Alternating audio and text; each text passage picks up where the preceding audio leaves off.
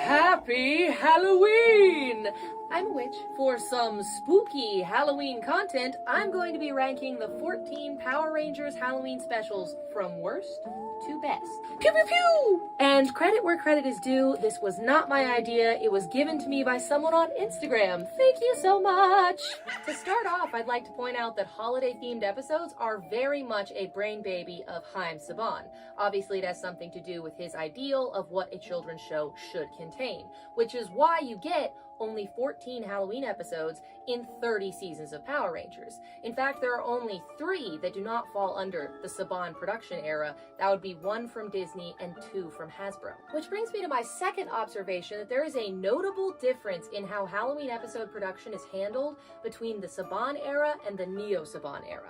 In the Saban era, they write an entirely new Halloween-centered plot line, scramble for Sentai footage to cut in there, come up with all new costumes, and redress all of the sets to use them for spooky atmosphere. Whereas in the Neo Saban era, the episodes are primarily flashbacks. They put the actors into Halloween costumes and come up with an incredibly short, simple plot that allows for a number of cutaways to previous episodes that they can just overdub.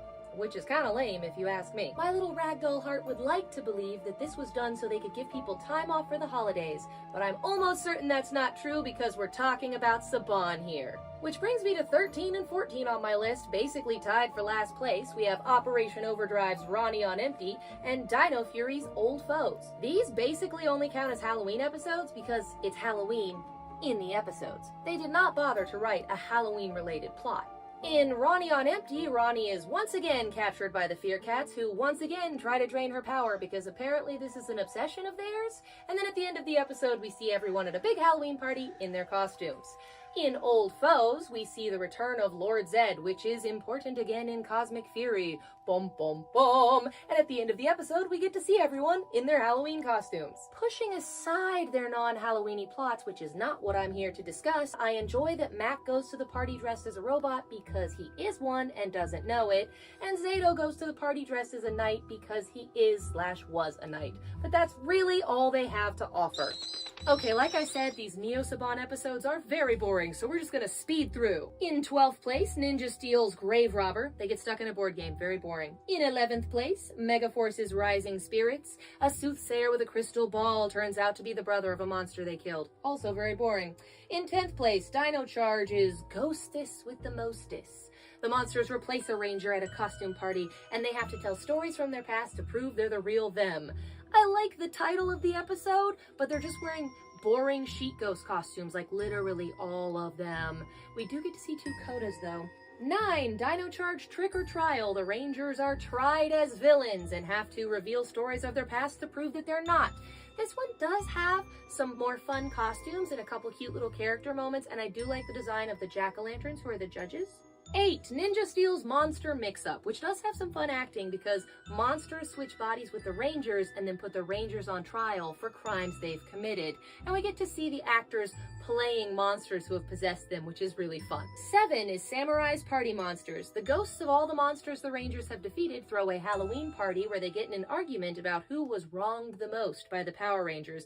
And the only reason this one is so high on the list is because all the other flashback episodes are the perspective of the Ranger having a flashback, and I thought it was interesting to see the monsters being the ones who have the flashbacks. Other than being in the flashbacks, the Rangers aren't even in this episode. And taking us out of the flashback genre is number 6, Samurai's Trick or Treat, in which they actually filmed some new footage. The Rangers are trapped in a nightmare world. There's like a song and dance and some fun helmets and stuff, so at least it's interesting. Taking us into the Saban era, we have Mighty Morphin Power Rangers Life's a Masquerade in 5th place. This does have some really fun costume moments, little change sequence with Bulk and Skull where they're trying to figure out what costumes they want to wear, but ultimately the best thing about it is they take Alpha to a Halloween party, which I love because they're including him, and he can leave the command center because he looks like he's in a Halloween costume, which is genius, but he turns out to be a ladies' man, which is very fun.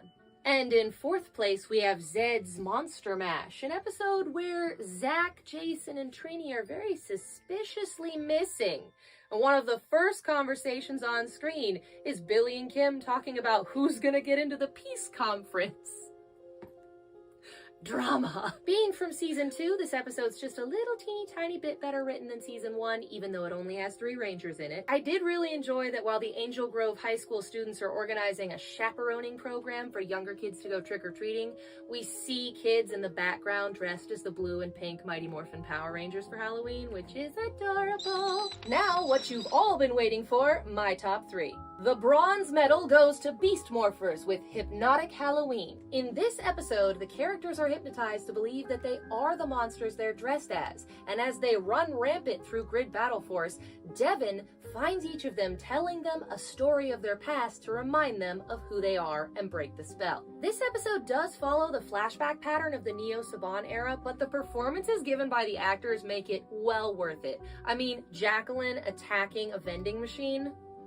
The silver medal goes to Power Rangers Zeo. It came from Angel Grove. Of the Saban era Halloween episodes, this one has the biggest production. In this episode, Adam falls asleep while watching a horror movie marathon, and then has a nightmare where he must team up with Rita and Zed. Then he must go on an adventure to save his friends who have been brainwashed into thinking they are the monsters from the movie. The way they reuse all the sets but make them Halloweeny and spooky is inspired. For instance, when Adam first enters the dream world, it's just a bunch of really tilty camera angles as he walks around Angel Grove High, and there's weird splotchy light, and that's it, and it works. They also fill the juice bar with dry ice and skeletons in order to make it a vampire's lair. The werewolf scene is literally just them out in the woods. The mummy is clearly on that cave set that they use in like every other episode. And the mad scientist is just off to the corner in the command center. But they did put a lot of work into transforming the characters into Halloween monsters. And it's really awesome to see everyone's corny performances and experimentation with accents. Besides which, Adam has a ton of screen time, which is always a plus. And the gold medal goes to an episode that's honestly just one of my favorites, aside from it being a Halloween episode, Power Rangers Turbo, Carlos and the Count. Granted, it never specifically says it's Halloween. While it may not have all the impressive set decoration that Zeo had, this episode has personality. In this episode, Carlos is bitten by a vampire and then he becomes one. And that's literally it. That's the whole plot. It's just so classically done. Bulk and Skull see Carlos get bitten by a vampire, so they decide to become vampire hunters. Carlos shows up with a turtleneck and sunglasses and his hair all slicked back with like a leather jacket, like he's a bad boy now. And I'm like, dude, you are not in the Lost Boys, you're in Power Rangers. Take off your glasses.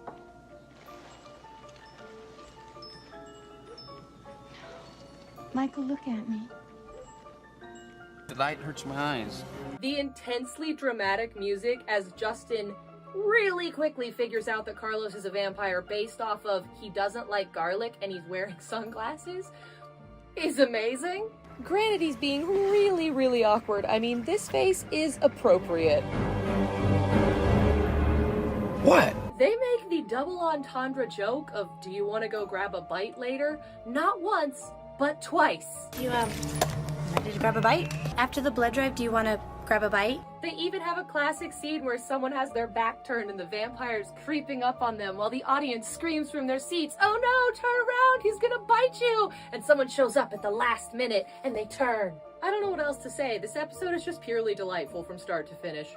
And that's it. If you disagree with my rankings, please leave a comment telling me what order you would have put them in. Also, like and subscribe. And happy Halloween!